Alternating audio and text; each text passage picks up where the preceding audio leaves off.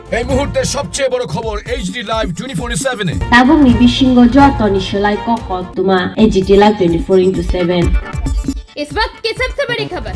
Breaking news now on HD live 24/7। 93 জন দুস্থ মেধাবী ছাত্রছাত্রীদের আর্থিক সহায়তা।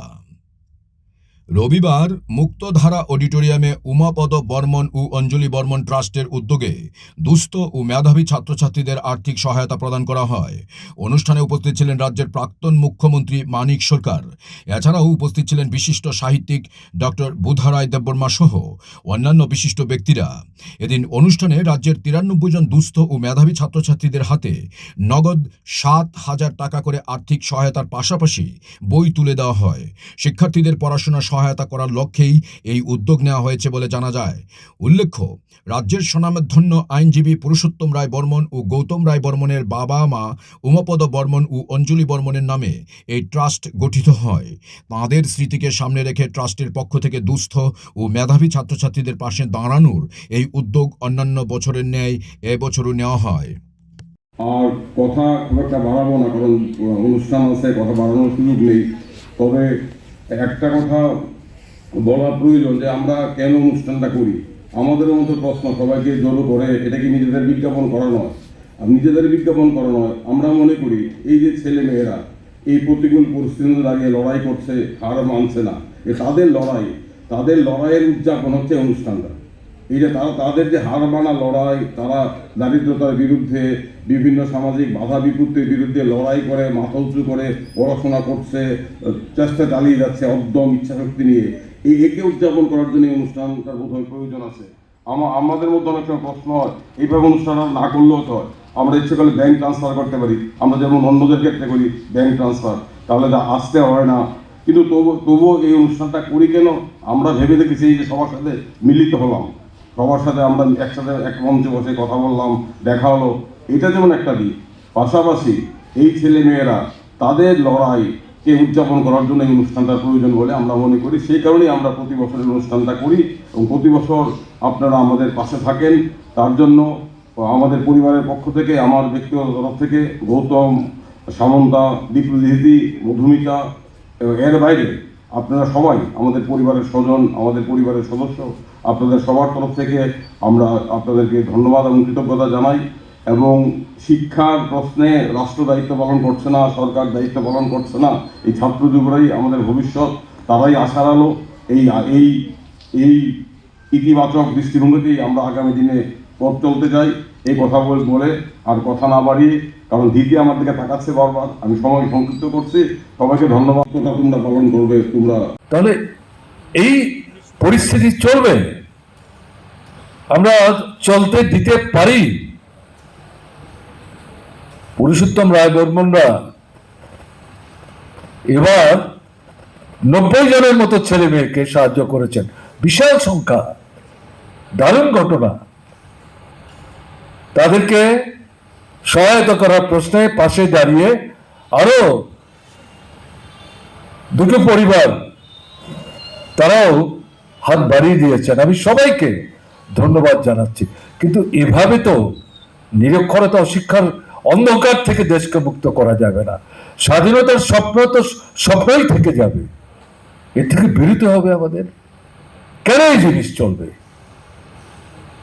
এই যে বর্তমান ব্যবস্থাটা আঘাতে আঘাতে এটাকে জর্জরিত করে এর থেকে মুক্তির আস্বাদ আমাদের নিয়েই কিন্তু নূতন ভারত গড়ার, নূতন করে স্বপ্ন দেখার সময় এসে উপস্থিত হয়েছে। এই চেতনায় যদি নবীন প্রজন্মের ছেলে মেয়েদেরকে আমরা তৈরি করতে না পারি, তাহলে কিন্তু অসুবিধা হয়ে যাবে।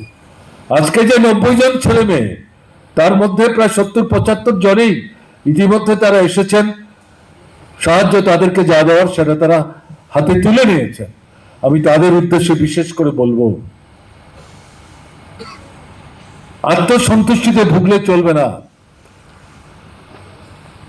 তাদেরকে, তারা যে সুযোগটা এই ট্রাস্টের মতো প্রতিষ্ঠানগুলো সাহায্যের হাত বাড়িয়ে দেওয়ার সুবাদে তারা পাচ্ছেন, এতে করে গিয়ে তারা হয়তো তাদের উচ্চশিক্ষা যে সীমানা, সেটা অতিক্রম করতে সক্ষম হবেন, কিন্তু আরো যে লক্ষ লক্ষ কোটি কোটি ছেলে মেয়ে আছে তাদেরকে সাহায্যের হাতকে বাড়িয়ে দেবে। দায়িত্ব হচ্ছে রাষ্ট্রের। এটাই আমাদের স্বাধীনতার স্বপ্ন। নূতন করে আমাদের ভারতবর্ষকে গড়ে তোলবার জন্য স্বপ্ন দেখতে হবে। এই স্বপ্ন নূতন ছেলে মেয়েদের দেখতে হবে। আমি তাদের উদ্দেশ্যে বিশেষ করে বলবো, এই সাহায্য শুধু পাস করার জন্য না, এই সাহায্য মানুষের মতো মানুষ হওয়ার জন্য। এই সাহায্য তোমরা নিজেরা মানুষ হিসাবে অন্যদের পাশে দাঁড়িয়ে তারাও যাতে মানুষের মতো বেঁচে পড়তে উঠতে পারে, তাদের সাহায্য করার জন্য ভূমিকা নিতে হবে। এবং সেই ভূমিকাকে আমাদের দেশের যে বর্তমান ব্যবস্থাটা, এটাকে উল্টে পাল্টে ফেলতে হবে, নূতন করে তৈরি করতে হবে। অনাথ থাকবে না, অত্যাচার থাকবে না, বেকারি থাকবে না, অশিক্ষা থাকবে না, ভূমিহীন থাকবে না, গৃহহীন থাকবে না, বস্ত্রহীন থাকবে না, অসুস্থ চিকিৎসা হবে না, এটা থাকবে না।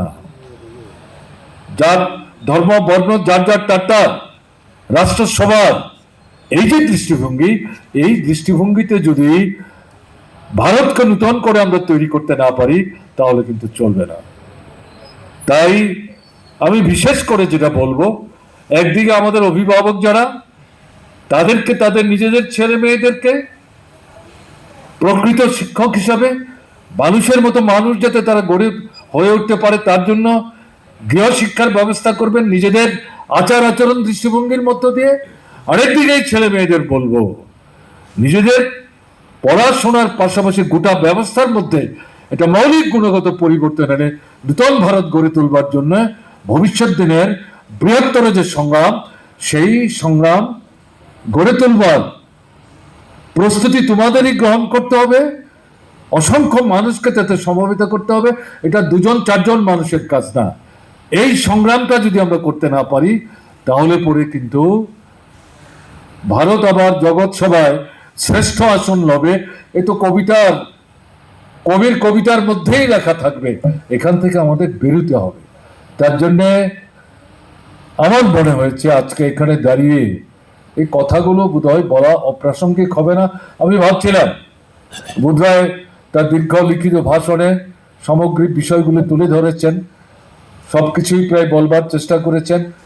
আমি জানতাম আমাকে দু চার কথা বলতে হবে, হ্যাঁ, কাজে এই জায়গাটার মধ্যে দাঁড়িয়ে এই বিষয়গুলোকে আমার মনে হয়েছে এখানে দাঁড়িয়ে একটু বিশেষভাবে জোর দিয়ে আত্মবিশ্বাসে বলিয়ান হয়ে এটা বলা দরকার। এবং আমার তো দৃঢ় বিশ্বাস, চাইলে আমাদের ছেলেরা মেয়েরা তারা পারে না, কে বলেছে? অসম্ভবকে সম্ভব। এই বয়সে যদি দৃঢ়তা বলিষ্ঠতা নিয়ে এগিয়ে যাওয়ার প্রত্যয় নিয়ে এগিয়ে যাওয়ার চেষ্টা করে অসম্ভবকে সম্ভব তাদের পক্ষেই করা এটা মানে সম্ভব। এই ভাবনা নিয়ে, চিন্তা নিয়ে, চেতনা নিয়ে আমাদের নবীন প্রজন্মের ছেলেমেয়েরা এগিয়ে যাবে এই বিশ্বাস ব্যক্ত করে।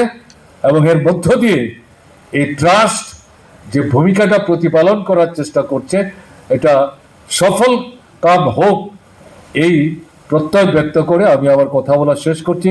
সবাই ভালো থাকবেন। আমার নমস্কার। থেকে আমাদের বেরিয়ে আসতে হবে, এবং বেরিয়ে আসতে গেলে আমাদের প্রত্যেকেরই কিছু না কিছু কার্যকরী সদর্থক ভূমিকা গ্রহণ করতে হবে। ইতিবাচক ভাবনা চিন্তায় আমরা নিজেদেরকে যদি সেভাবে ছোটবেলা থেকে গড়ে তুলতে সক্ষম হয়ে থাকি তাহলে এই কাজটা আমাদের পক্ষে করা সম্ভব। এই যে ট্রাস্ট, তার যারা প্রাণ পুরুষ যাদের কথা আমি উল্লেখ করলাম, ছোটবেলা থেকেই বিশাল অট্টালিকা বানাবার জন্য তাদের মা বাবাকে কিন্তু ব্যস্ত থাকে, তারা দেখেননি। তারা দেখেছেন মানুষ হিসাবে বিপন্ন আরেকটা মানুষের পাশে কিভাবে দাঁড়াতে হয়, সেই কাজটা তাদের মা বাবা তাদের সামর্থ্যের সীমাবদ্ধতার মধ্যেই করবার চেষ্টা করে গেছেন। আমার তো নিজের ধারণা তাদের বিদ্যালয়ের পাঠে কোনো খামতি ছিল না, মহাবিদ্যালয় বা বিশ্ববিদ্যালয়ের পাঠেও কোনো খামতি ছিল না, কিন্তু বড় পাঠ বাবা এবং মার কাছ থেকেই তারা নিয়েছেন। মানুষের মতো মানুষ হতে সক্ষম হয়েছেন, যে অনুপ্রেরণা এই ট্রাস্ট তৈরি করতে তাদেরকে উদ্বুদ্ধ করেছে, এবং এই মঞ্চটাকে ব্যবহার করে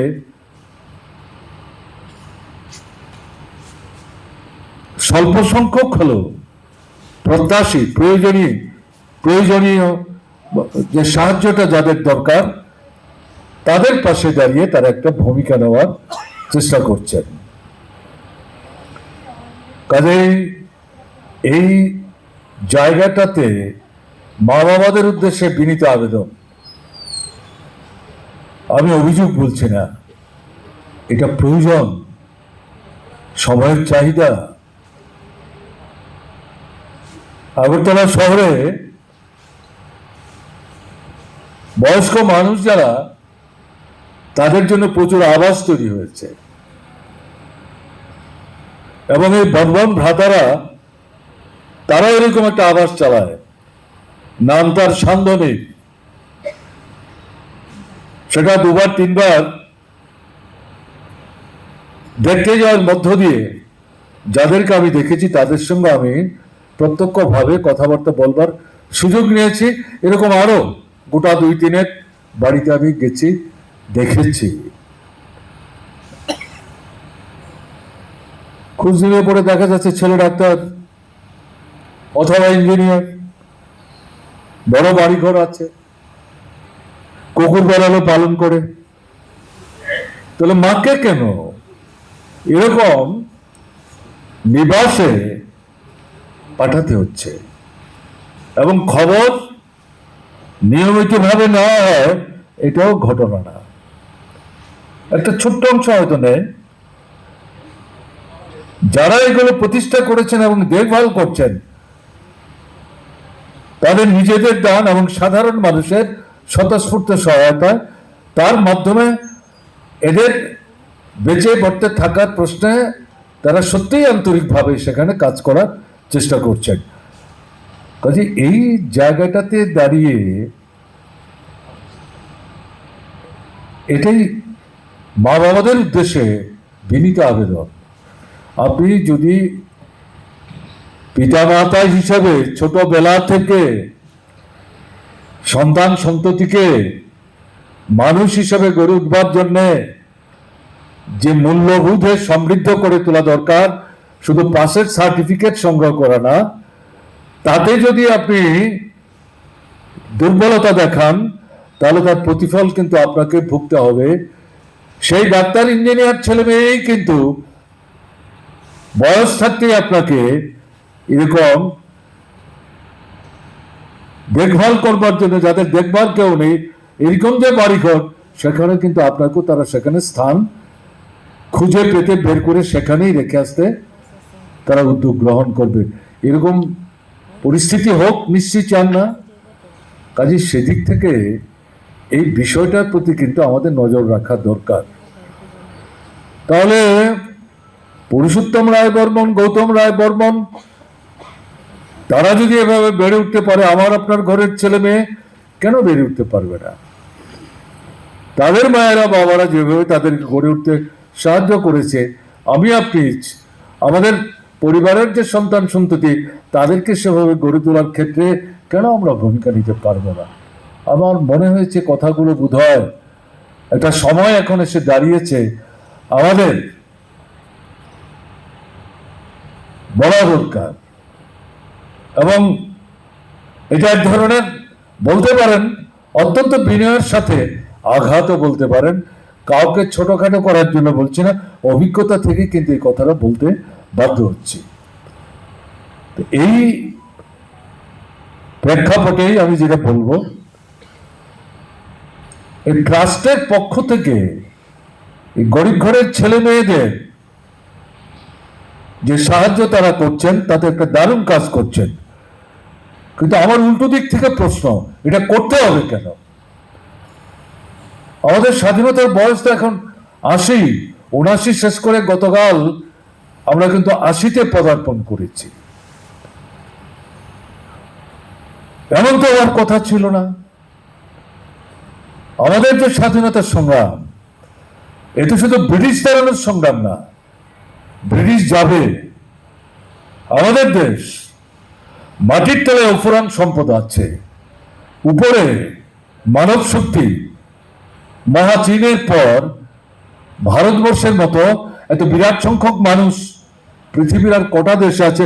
আমার তো ধারণা বর্তমান সময়ে এমনকি জনসংখ্যার দিক থেকে মহাচীনকেও ভারতবর্ষ ছাড়িয়ে গেছে, ছাপিয়ে গেছে। তাহলে এই যে দুটো শক্তি, প্রাকৃতিক সম্পদ এবং মানব সম্পদ, এই দুটো শক্তির সমাহারে নূতন ভারত গড়ে তুলবার যে স্বপ্ন, স্বাধীনতার সংগ্রামে এটা কিন্তু লুক্কায়িত ছিল। খাদ্য, বস্ত্র, বাসস্থান, শিক্ষা, স্বাস্থ্য, অনাহার, অব্যাহত, এর থেকে মুক্তি, ধর্ম যার যার, রাষ্ট্র সবার, কথা বলার অধিকার, মতামত ব্যক্ত করার অধিকার, সমালোচনা করার অধিকার, ভালো মন্দ বিচার করে নিজের যে ভাবনা, চিন্তা, চেতনা, তাতে মানুষকে চিন্তা চেতনার দিক থেকে সমৃদ্ধ হতে বিনয়ের সাথে সাহায্য করার যে প্রয়াস, এটা একটা অধিকার। এই সমস্ত নিয়ে স্বাধীন ভারতবর্ষ নূতন ভারতবর্ষ হবে। 80 বছরে আমরা পদার্পণ করলাম, আমাদের দেশের 30 থেকে 32 কোটি মানুষ নিরক্ষর, নাম লিখতে পারে না। বেকারে বেকারে আমাদের দেশ ছেয়ে গেছে, জায়গা নেই, জমি নেই, মাথা গুঁজবার ঠাঁই নেই, লজ্জা নিবারণের কাপড় নেই, অসুস্থ হলে পর সেভাবে চিকিৎসার ব্যবস্থা নেই, ওষুধ কিনবার পয়সা নেই। জাত, ধর্ম, বর্ণ, সম্প্রদায়ের নিরিখে ভেদাভেদ এক থেকে অপরকে বিচ্ছিন্ন করে দিচ্ছে। সমস্যা পীড়িত মানুষ নিজেদের মধ্যে ভাব বিনিময়ের মধ্য দিয়ে ঐক্যবদ্ধ হয়ে এর থেকে মুক্তির পথ কি, এটা যে ভাবা, চিন্তা করা, সে পথ যে বের করা, এটা করবার জন্য যে একটা গণতান্ত্রিক পরিমণ্ডল দরকার, সেটাও আঘাতে আঘাতে জর্জরিত। এটা একটা অসাধারণ কাজ। আমাদের সমাজ নানা জটিলতায় ভরে গেছে, বিস্তৃত বলবার প্রয়োজন আছে বলে আমি মনে করি না। কিন্তু এর মধ্যে যে নেতিবাচক বিষয়গুলো মাথা চাড়া দিয়ে উঠছে, তার মধ্যে বিশেষভাবে অন্যতম হচ্ছে আত্মকেন্দ্রিকতা। নিজের জন্য ছাড়া অন্যদের জন্য ভাববার, চিন্তা করবার, পাশে দাঁড়িয়ে সাহায্য করবার যে চিন্তা,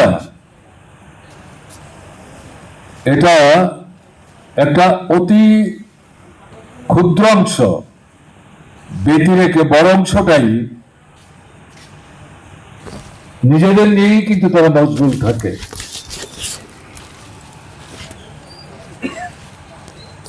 এই ট্রাস্ট, এই ভাবনা এবং নেতিবাচক যে চিন্তা, তার থেকে ভিন্ন ধর্মী, আত্মকেন্দ্রিকতা বিমুখ, যাদেরকে আমি প্রাণ পুরুষ বলে চিহ্নিত করবার চেষ্টা করলাম এই ট্রাস্টে, তাদের বিদ্যালয়, কলেজ, বিশ্ববিদ্যালয় যে শিক্ষা, তাকে আমি ছোট করে দেখছি না। কিন্তু প্রকৃত অর্থে আমার সীমাবদ্ধ অভিজ্ঞতার ভিত্তিতে আমি যেটা বলতে চাইছি, অত্যন্ত দৃঢ়তা নিয়ে, আত্মবিশ্বাসের সাথে, ছেলে মেয়েদের মানুষ হিসেবে গড়ে তুলবার প্রশ্নে প্রকৃত অর্থে প্রধান শিক্ষক শিক্ষিকা হচ্ছে আমাদের পিতা এবং মাতা, এবং বিশেষ করে আমি বলবো মাতার কথা, মায়ের কথা। তার জন্য আলাদা কোনো পাঠ্যপুস্তক নেই। দৈনন্দিন জীবনযাত্রা, আচার আচরণ, পরিবার পরিচালনার ধরন, মানুষের প্রতি দৃষ্টিভঙ্গি, সাহায্যের প্রত্যাশা নিয়ে যারা অত্যন্ত জড়সড় অবস্থায় বাড়িতে গিয়ে হাত বাড়িয়ে চোখের জলে বুক ভাসিয়ে অনিশ্চয়তা ভরা মন নিয়ে, মুখ নিয়ে অপেক্ষা করে, তাদের প্রতি পিতা মাতার যে ভূমিকা, যে আচরণ, যে ব্যবহার, এই সমস্ত কিছুর মধ্য দিয়েই মা এবং বাবা তাদের যারা সন্তান সন্ততি, তাদের সামনে প্রকৃত মানুষ হয়ে গড়ে উঠবার শিক্ষা কিন্তু তারা দেওয়ার চেষ্টা করেন। এই শিক্ষা যদি দুর্বলতা থাকে, তাহলে সন্তান সন্ততি মানুষ হিসাবে মানুষের মতো কিন্তু গড়ে উঠতে পারে না। ডাক্তার হতে পারে, ইঞ্জিনিয়ার হতে পারে, অধ্যাপক অধ্যাপিকাও হতে পারে, কিন্তু প্রকৃত অর্থে আমি খোলা মন নিয়ে বলছি, মানুষ হতে গেলে পরে যেই শিক্ষায় শিক্ষিত হওয়া দরকার, সেই শিক্ষায় কিন্তু শিক্ষিত হওয়া যায় না। বর্তমান পরিসরে আমাদের মা বাবাদেরও একটা উল্লেখযোগ্য অংশ আমি বলবো, বড় অংশ, তো বলতে কোনো দ্বিধা নেই, তারা নিজেরাই অতিমাত্রায় আত্মকেন্দ্রিক হয়ে গেছে। ছেলে মেয়েদের পড়ো পড়ো পড়ো, নম্বর জোগাড় করো, এর বাইরে কিন্তু আর কোনো চিন্তা নেই।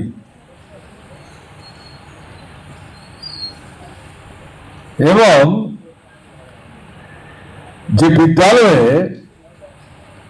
এই ছেলেরা মেয়েরা ভর্তি হয়ে পড়াশোনা করছে, বিদ্যালয়টা কেমন চলছে, পড়াশোনা আদৌ হচ্ছে কিনা, মাস্টারমশাইরা প্রকৃত অর্থে আন্তরিকতা নিয়ে যে বিদ্যালয়ে তারা নিজেদের ছেলে মেয়েদের পাঠালেন, তাদের যত্ন আত্তি করছে কিনা, সেই বিষয়টাও কিন্তু সেভাবে গভীরে গিয়ে আমাদের বর্তমান সময়ের অভিভাবকদের বড় অংশ দেখভাল করছেন, এটা বলা যাবে না। আমি আমার দৈনন্দিন অভিজ্ঞতা চাক্ষুষ করার মধ্য দিয়ে এ কথা বলতে বাধ্য হচ্ছি। আমাদের ত্রিপুরার প্রথম 5টা বিদ্যালয়ের মধ্যে অন্যতম যে বিদ্যালয়, তার পাশেই একটা সরকারি বাড়িতে আমাকে থাকতে দেওয়া হয়েছে। এটা দেওয়ার দান না, আমাদের রাজ্যের একটা আইন, সে আইনকে ভিত্তি করেই এই সুযোগ বর্তমান সরকার আমার জন্য সম্প্রসারিত করেছেন। এই বাড়িটাতে থাকার সুবাদে আগের অভিজ্ঞতা আমি নাই বা বললাম, গত প্রায় 6 বছর যাবত আমি এখানটা আছি। এই যে বিদ্যালয়টি অন্যতম সেরা বলছি কেন, মাধ্যমিক বা দ্বাদশ মানের পরীক্ষায় প্রথম যে 10 জন ছেলে মেয়ে, তাদের মধ্যে অন্তত 3 জন 4 জন 5 জন এই বিদ্যালয় থেকে একটা সময়ে তারাই স্থান করে নিতে পারত। এখন হয়তো তা পারে না, তারপরে 2 জন 3 জন নিশ্চিতভাবেই তারা সেই স্থান দখল করতে পারছে। কিন্তু এখানে তো পড়াশোনা হচ্ছে না। আমি মাঝে মাঝে দাঁড়িয়ে জানালার পাশে দ্বিতলে ক্লাসে মাস্টারমশাই বা দিদিমণিরা কি পড়াচ্ছেন অত্যন্ত আগ্রহ নিয়ে আমি বুঝবার চেষ্টা করি। মাঝে মধ্যে সপ্তাহে একটা দুটো ক্লাস কোন কোন দাদামণি দিদিমণি তারা হয়তো নিচ্ছেন, কিন্তু সপ্তাহের অধিকাংশ দিনেই অধিকাংশ ক্লাসে সেইভাবে পাঠ দেওয়ার যে ব্যবস্থা সেটা নেই। বাজনার শব্দ পাই, টেবিল চাপড়ানো, টোল বাজানো, করবেটা কি বাচ্চারা? একটা কিছু তো করতে হবে। এই বয়সটা নিশ্চল বসে থাকার বয়স না, চঞ্চল উদ্যম। কাজেই সে তো বসে থাকবে না, এবং খোঁজ নেওয়ার চেষ্টা করলে পরে দেখা যাবে মাস্টারমশাইয়ের অভাব। এই যে পরিস্থিতিটা চলছে, সকাল 6:30 যে মা বা কোনো কোনো ক্ষেত্রে বাবাদেরও দেখা যায় বাড়ির সন্তান সন্ততিদের নিয়ে স্কুলে ঢুকিয়ে দিচ্ছে, আবার একটা সময় ঘন্টা বাজিয়ে 10:30 বা 11:15 তাদেরকে ছেড়ে দেওয়া হচ্ছে। মা বাবার এই বাচ্চাদেরকে জিজ্ঞেস করছেন কিনা আজকে কি পড়লে, কটা ক্লাস করলে? আমার তো মনে হয় না। স্কুল থেকে বেরোচ্ছে, হাত ধরে টানতে টানতে হিচড়াতে হিচড়াতে মা তাদেরকে নিয়ে বাড়িতে ফিরছেন। আমি এই কারণে কথাগুলো বলতে বাধ্য হচ্ছি। এই যে পরিবেশ পরিমণ্ডল যেটা চলছে, এটাকে এভাবে কি চলতে দেওয়া যায়? একে তো এভাবে চলতে দেওয়া যায় না। মঞ্চে আসীন আছেন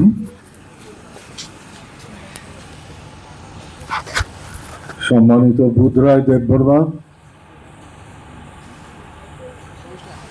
আলপনা বেগম এবং এই ট্রাস্টের অন্যতম সহ সভাপতি। আপনারা যারা উপস্থিত হয়েছেন, বয়োজ্যেষ্ঠ, সমবয়সী এবং অনুজ, মহিলা পুরুষ নির্বিশেষে,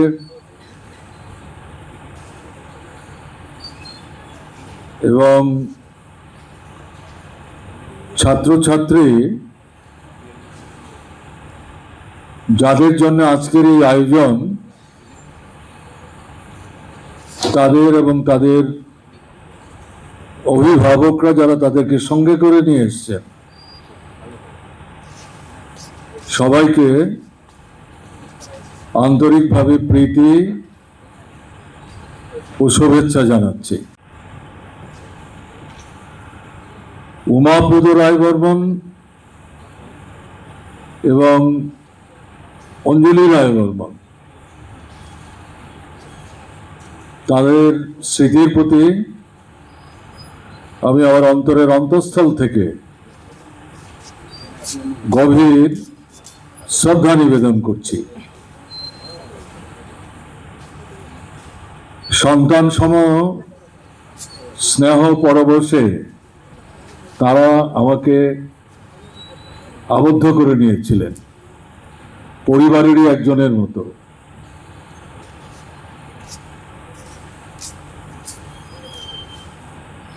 এই ট্রাস্ট প্রতিষ্ঠার পর থেকে তার যে যাত্রা শুরু হয়েছে